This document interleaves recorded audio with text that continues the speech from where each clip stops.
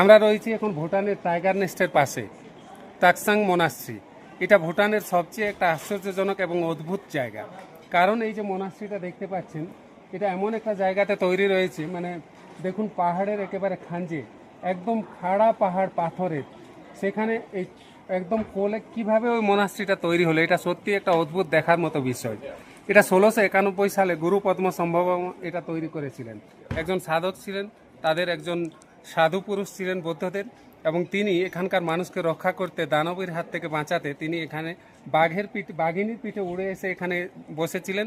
এবং এই পাহাড়ের ওপরে তিনি 3 মাস 3 দিন এবং 3 ঘন্টা কন্টিনিউয়াসলি সাধনা করেছিলেন এবং সেই দানবীকে বশ করেছিলেন এবং এইখানে সেই মোনাস্ট্রিটা নির্মাণ করেছিলেন।